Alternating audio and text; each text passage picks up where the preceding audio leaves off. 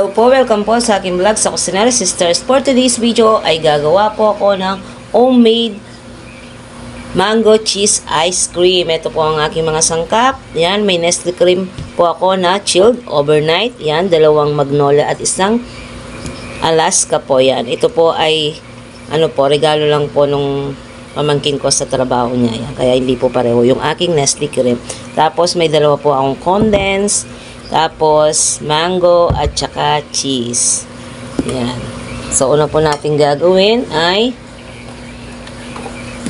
electric mixer po natin yung ating Nestle cream. Po yung ating Nestle cream.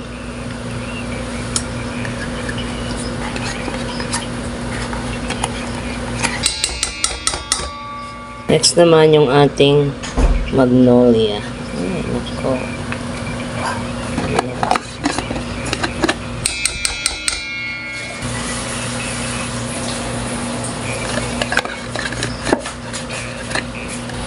Yan po. Okay. Yan, hintayin lang natin na mag-double yung ating Nestle cream. Yan.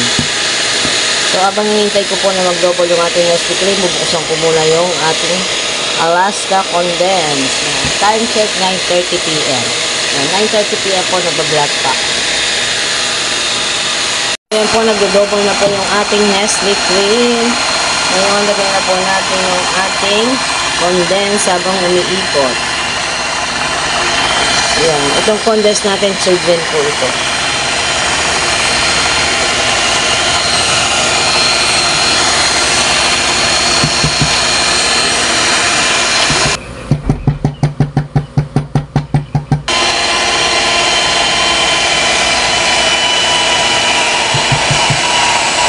Tikim muna. Tignan ko kung matamis.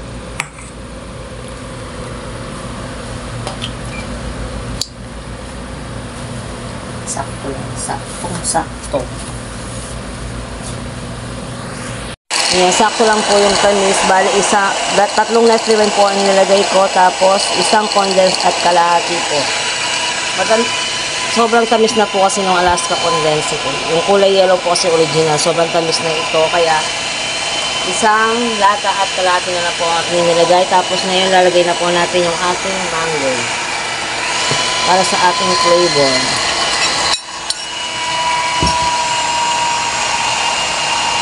Natunaw na po yung ating mango. Ngayon ilalagay ko na po yung ating cheese.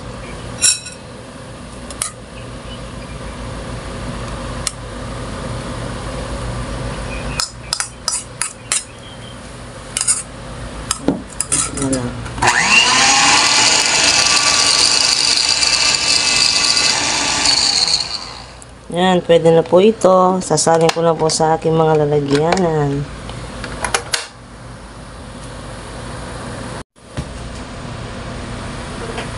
Yan po, ito po isasalin ko na po sa lalagyanan. Haluin ko muna.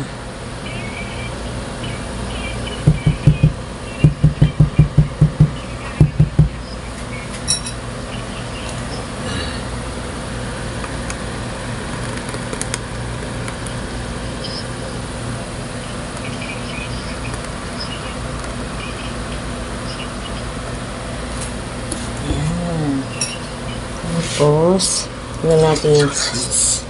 Lagyan natin ng cheese. Kasi yung cheese po pumunta po sa ibaba. Pero yung iba naman natunaw. Para mas masarap ang ating ice cream. Ang ating mango ice cream cheese. Sa Pasko po at New Year yan. Pwede po kayo gumawa ng ganyan. Sa iba't ibang flavor, pwedeng cookies and cream, cheese flavor, yan.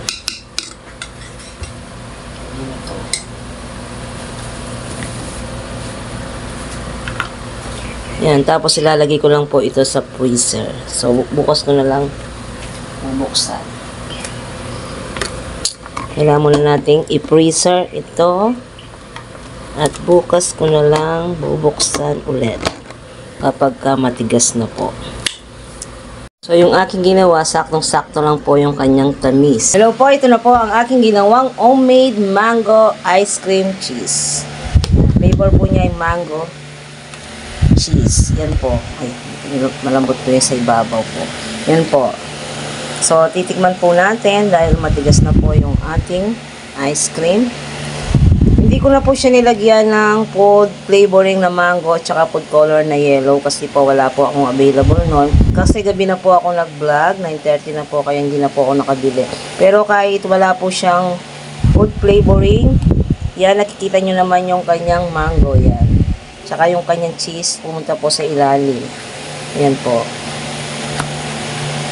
Pero kung meron po kayong available na food flavoring na mango tsaka food color na yellow, pwede nyo pong lagyan para maging makulay po ang inyong mango ice cream para magkulay yellow po.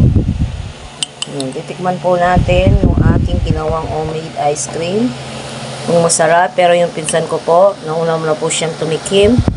Masarap daw po, lasang-lasa mo po daw yung mango tsaka cheese. Tikman ko po kung masarap.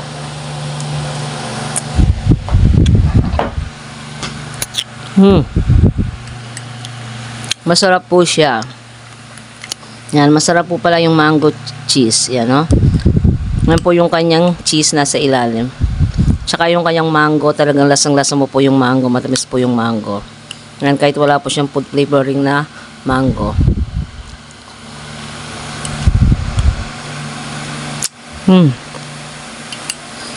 Harap.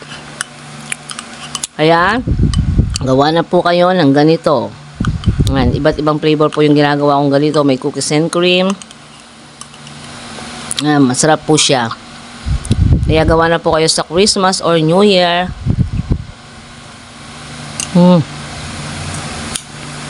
Sarap. Ayan, marami pong salamat.